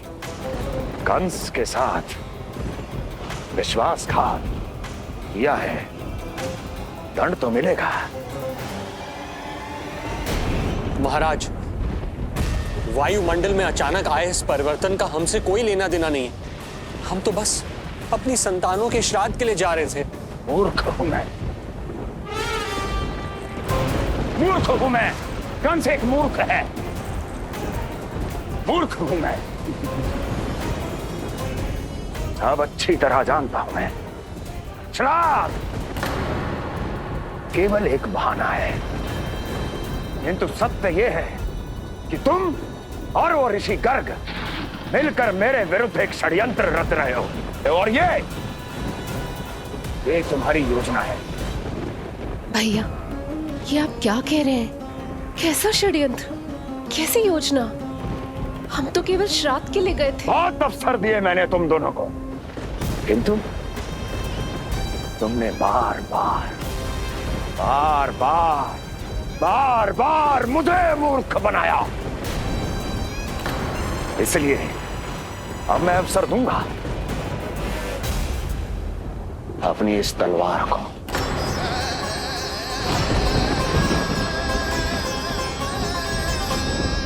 येन केन प्रकारेण साम दाम दंड भेद, कोई ना कोई युक्ति लगाकर मैं तुम्हारे उस बालक का वध कर ही दूंगा।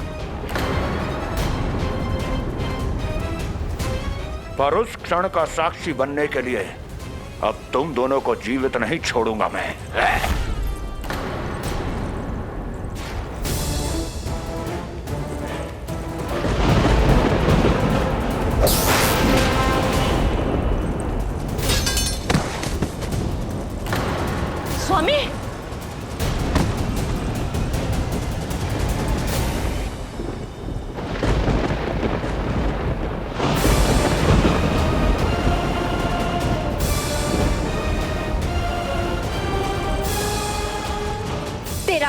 तेरी प्रिय बहन के गर्भ से उसकी 8वीं संतान बनकर जन्म लेगा और तेरा विनाश करेगा, विनाश करेगा, विनाश करेगा।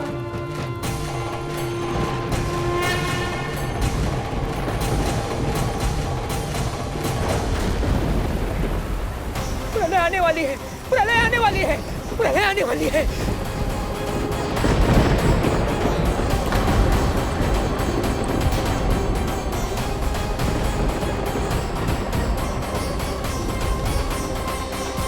यदि कंस को रोकना, अपने माता पिता की रक्षा करना और चपलासुर के ब्रह्म को मिटाना ही इस लीला के उद्देश्य थे, तो ये सभी उद्देश्य पूरे हो चुके हैं प्रभु। अब तो ये प्रलय रुकनी ही चाहिए। ये केवल सखा की लीला ही नहीं है देवी पार्वती, उनकी माया का उदाहरण भी है। मार्कंडेय ऋषि को दिए गए वरदान को पूरा करने के लिए ही ये सब हो रहा है। कौन सा वरदान प्रभु? प्रभु की माया को साक्षात अपनी आंखों से देख पाने का वरदान।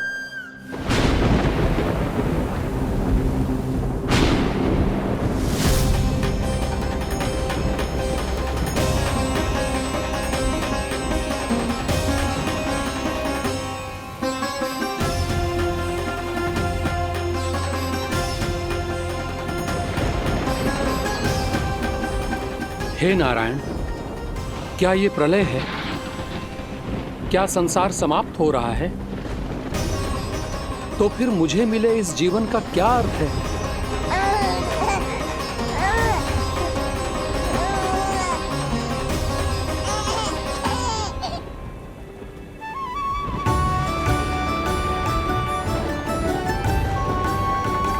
ये बालक यहां कहां से आया?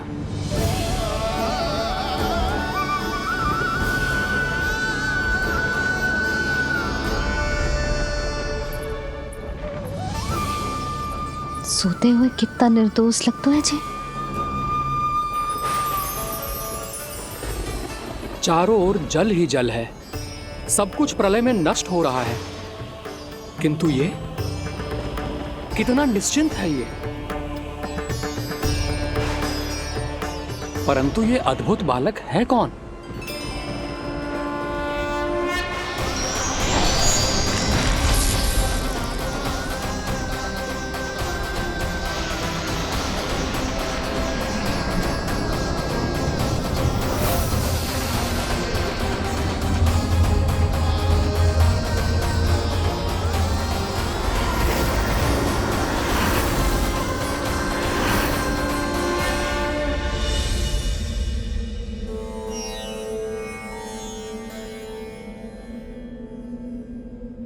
जिन घने काले बादलों ने आकाश को घेरा हुआ था, कहां गए वो?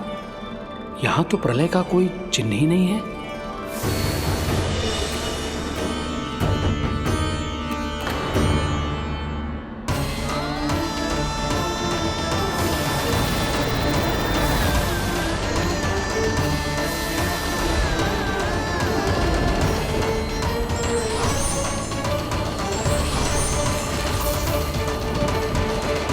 ये आप ही की माया थी ना प्रभु? मुझे इसका साक्षी बनाने के लिए आपका बहुत बहुत धन्यवाद। परंतु इसका अर्थ क्या है प्रभु?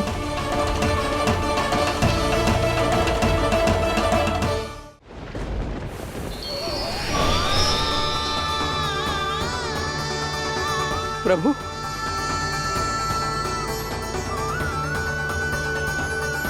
इसका अर्थ ये है कि ये मानव संसार वट वृक्ष पर स्थित है और मानवों का जीवन काल वट वृक्ष के पत्ते पर विश्राम करती एक जल की बूंद के समान होता है। वो बूंद जो किसी भी क्षण नीचे गिर सकती है। आपने तो स्वयं देखा है महर्षि, ये संपूर्ण जगत, ये महाब्रह्मांड मेरे ही भीतर स्थित है। ये उदाहरण है इस बात का कि जो दिखता है उसके कई स्वरूप होते हैं। जो आज आप देख रहे हैं वो पहले भी हो चुका है और आगे भी होगा। सब कुछ एक माया है। प्रलय का होना, जीवन का होना, दुख सुख सब एक भ्रम है। ठीक उसी प्रकार जिस प्रकार एक जलाशय में दिखने वाला प्रतिबिंब आपकी वास्तविकता नहीं बल्कि एक भ्रम होता है। इसलिए मनुष्य को सदैव ध्यान रखना चाहिए कि जीवन में कोई भी संकट क्यों ना आए, वो इस प्रलय की तरह केवल एक भ्रम ही होता है। ऐसे समय में जो संकट के सामने झुक जाते हैं या अधर्म का साथ देते हैं, वह स्वयं को उस भ्रम रूपी प्रलय में डुबोकर नष्ट कर लेते हैं।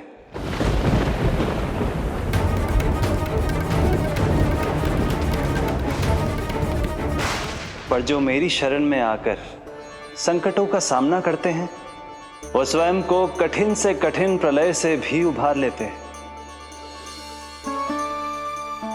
किंतु प्रभु, सभी व्यक्तियों में संकटों का सामना करने का साहस नहीं होता।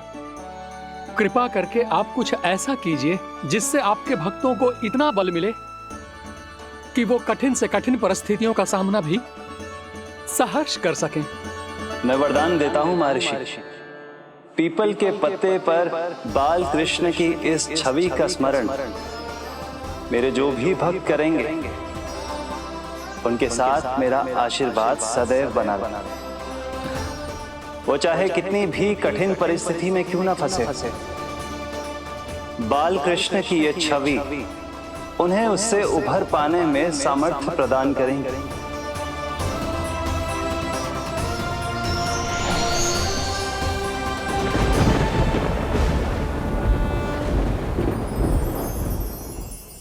अद्भुत। तो ये कोई साधारण लीला या भ्रम नहीं था, मानव मात्र को नारायण से मिला वरदान था ये। पर अब क्या होगा प्रभु? कैसे रुकेगी ये प्रलय?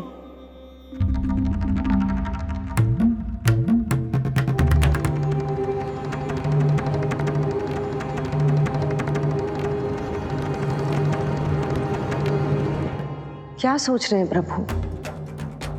क्या आप रोकेंगे ये सब? नहीं प्रिय, ये कृष्ण की माया है, वही इसे रोक सकते हैं। पर मैं अपने सखा से भेंट करने अवश्य जाऊंगा। पर पिछली बार की तरह बिना उपहार लिए नहीं।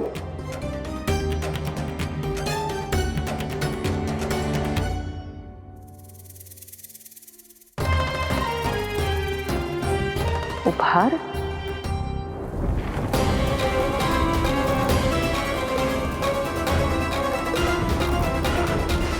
आप तो प्रलय का भी सामना करने के लिए तैयार थे ना भैया? अभी तो प्रलय भी नहीं आई और आपकी ये दशा हो गई। महाराज,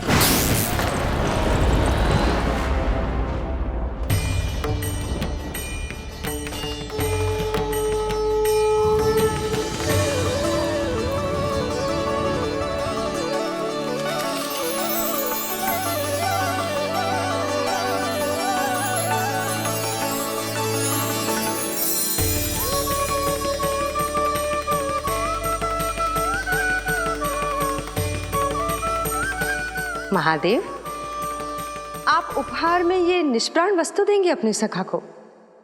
सही पहचाना देवी, पर उपहार देने से पहले इसे आकार दूंगा मैं, क्योंकि प्राण तो इसमें बाल कृष्ण ही भरेंगे।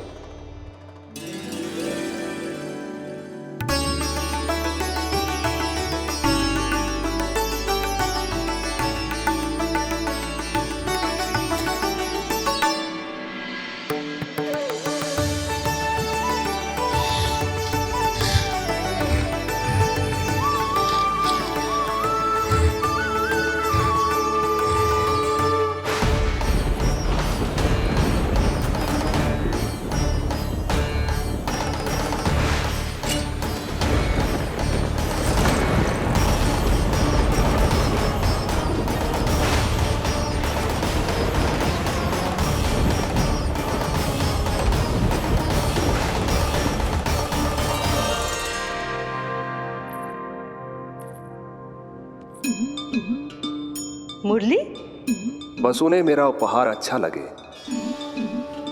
यदि यशोदा मैया ने आपको अपने सखा से मिलने से फिर से रोक दिया तो? इस बार चुपचाप छिपकर उनकी दृष्टि से बचकर जाऊंगा देवी पार्वती। उन्हें पता ही नहीं चलने दूंगा।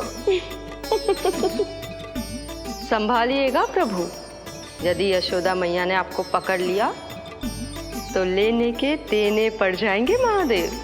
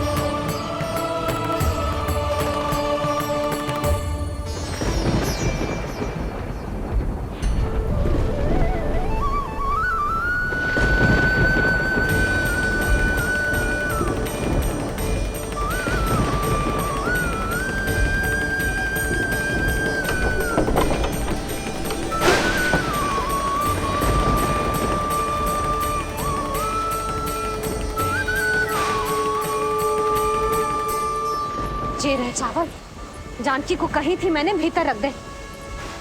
छोड़कर चली गई बाहर, कुछ याद ही ना रहते ऐसे।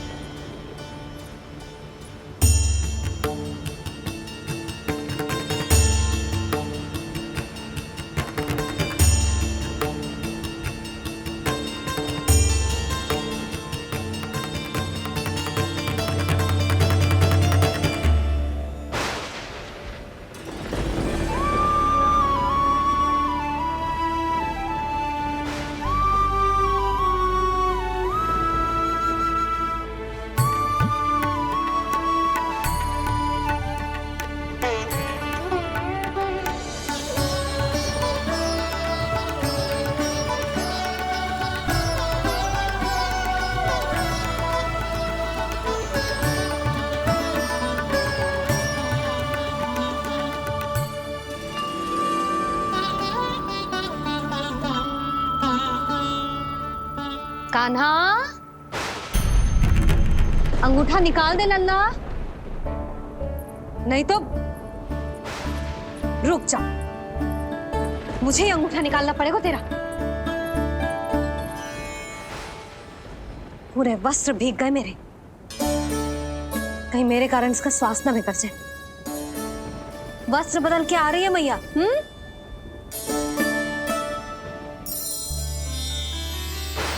आ रही हूँ।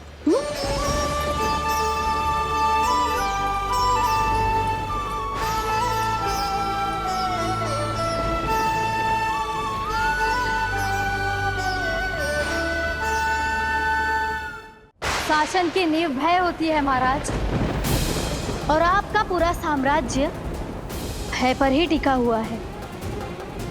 यदि आप ही इस तरह से भयभीत दिखाई देंगे तो आपके साम्राज्य को डगमगाने से कोई भी नहीं रोक पाएगा।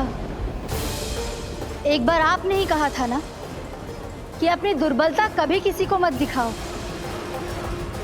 प्रजा को भयभीत कंस नहीं, भयानक कंस दिखना चाहिए, भयानक कंस। अब आप ये सिद्ध कर दीजिए कि भय आपके शत्रु का नहीं, आपका शस्त्र है। महाराजा धीराज, कंस का शस्त्र।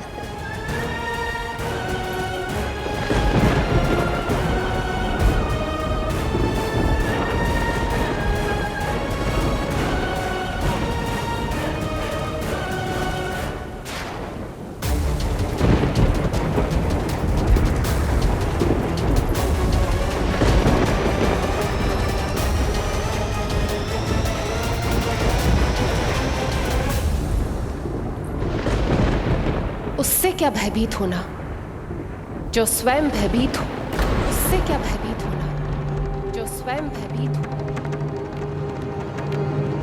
सखा, इस माया को विराम देने का समय आ गया है।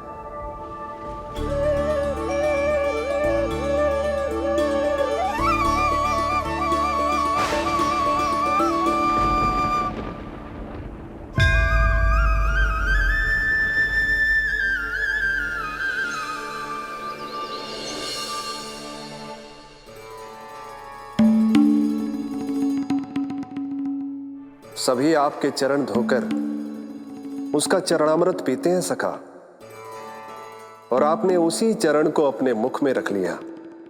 यही तो सखा, मैं इस तथ्य से चकित था, इसलिए सोचा एक बार अपने चरणामृत का स्वाद स्वयं भी चख ही लिया जाए। अब जो उपहार लाए हैं वो शीघ्र ही दे दीजिए। कहीं मैया ने आपको देख लिया तो आपको तो अनुभव है वो क्या क्या करने में सक्षम है। आपसे कुछ भी छुपाया नहीं जा सकता सखा।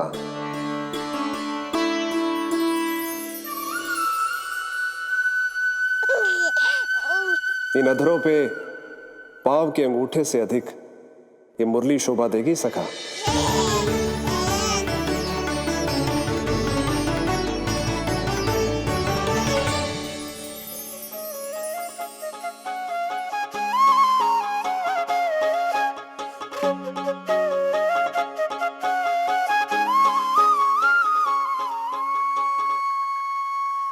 प्राण दे मोहे हाथ लगा के, हुई अमर स्पर्श जो पाके, काठी को जीवनमय कर दिया, मधुर हो गई सारी। मन प्रसन्न मेरा तन प्रसन्न, प्रभु आज से मुरली हुई है तुम्हारी। मन प्रसन्न मेरा तन प्रसन्न, प्रभु आज से मुरली हुई है तुम्हारी।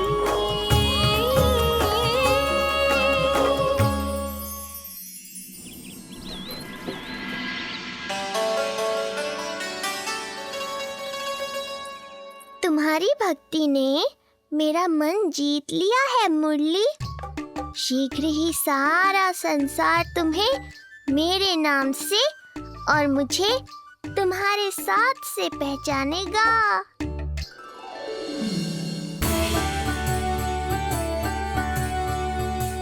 प्रभु, मेरे प्रभु, इस अनमोल भेंट के लिए आपका बहुत बहुत धन्यवाद सखा।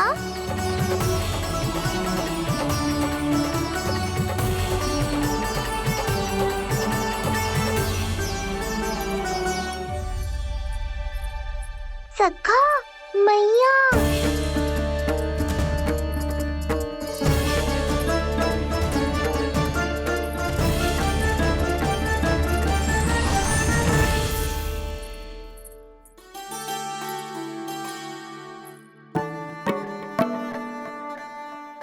अच्छा जी, तो तूने अपना अंगूठा मुंह से निकाल ही दियो।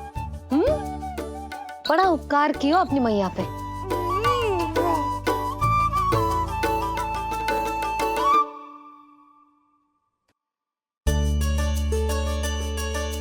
प्रभु, मैया, ऐसा मत करो, मेरी मुरली वापस दे दो मुझे। ये कहाँ से आई? मेरे सखा ने उपहार में दी है। मैंने तो सोचा भी नहीं था मैया कि मेरे अंगूठा मुंह में लेने से इतना सब कुछ हो जाएगा। तेरे मुख पे छाई ये दृष्टता की छाया साक्षी है। ये जो भी हुआ, ये तुम दोनों, उस ऋषि गर्ग और तुम्हारे उस पुत्र का किया धरा है, जिसे तुमने मुझसे छुपा रखा है। जो स्वयं दूसरों का बुरा करते हैं, उन्हें सदैव यही लगता है कि उनके पीठ के पीछे उनके विरुद्ध कोई ना कोई षड्यंत्र हो रहा है। मुझे तनिक भर भयभीत देखकर इतना साहस आ गया तुझमें कि मुझे प्रत्युत्तर देगी। लगता है तुम दोनों महाराज की तलवार के वार को भूल चुके हो। स्मरण करो, इतने वर्षों में इसने एक बार भी तुम्हें छुआ तक नहीं, लेकिन अनेकों बार तुम्हारे हृदय को रक्त रंजित कर चुकी है ये। मेरी इस तलवार ने तुम दोनों की 6 संतानों का रक्त चखा है और अब एक और संतान के रक्त में स्नान करने वाली है ये। वो संतान जो गोकुल में पल रही है। बस कंस भैया बस, बस कंस भैया बस, बस कंस भैया बस।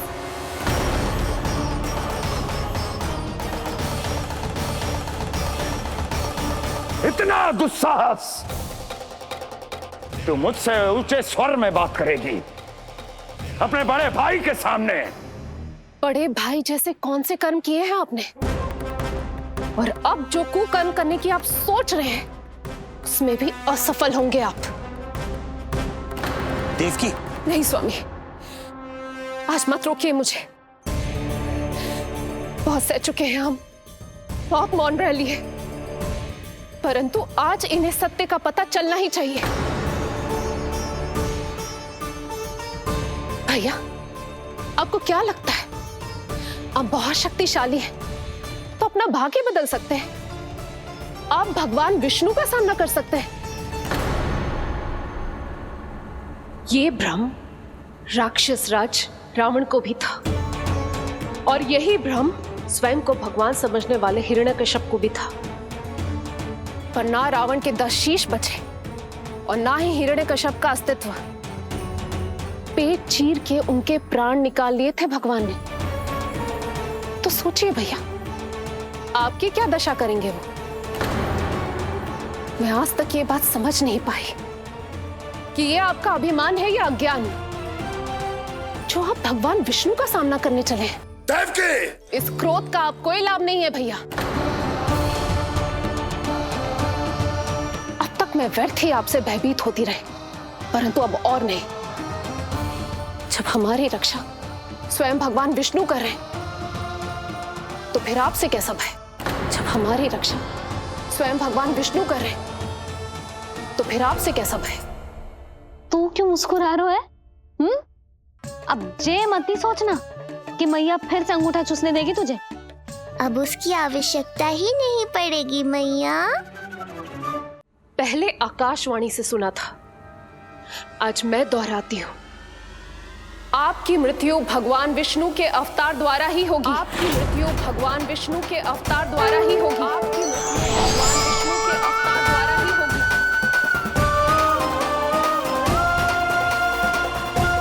भले ही वो कहीं भी क्यों ना हो।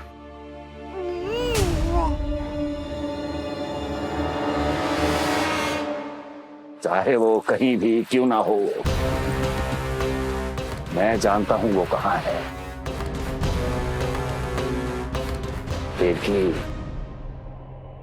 तूने बहुत बड़ी भूल कर दी मुझे चुनौती देकर। मैं चाहूं तो अभी इसी क्षण तुम दोनों का वध कर दूं, किंतु नहीं।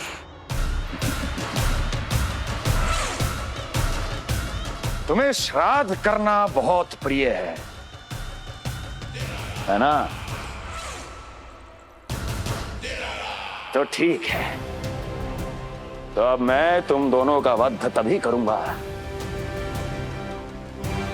जब तुम दोनों अपनी 8 संतानों का श्राद्ध एक साथ कर चुके होगे।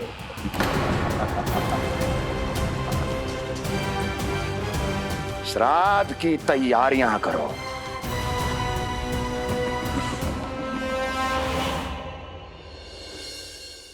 मैया अन्नपूर्णा की कृपा से आज अन्नप्राशन के सभी कर्मकांड अच्छे से हो जाए, भोजन स्वादिष्ट बने और मेरे कान्हा को प्रिय लगे। बस इतना आशीर्वाद दे दो तुलसी मैया। मैया, कहीं उसे ऐसा ना लगे कि उसकी मैया को अच्छा भोजन बनाना आता ही ना है।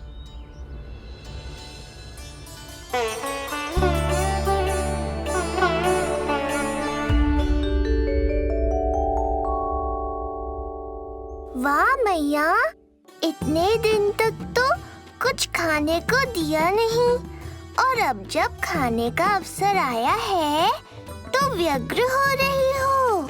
मेरे बारे में भी तो कुछ सोचिए प्रभु।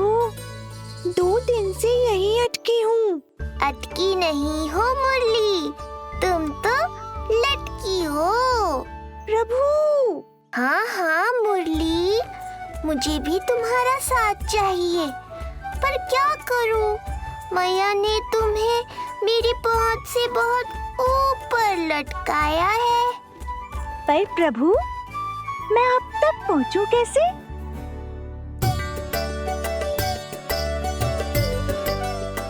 प्रभु, सोचिए मत, कुछ करिए।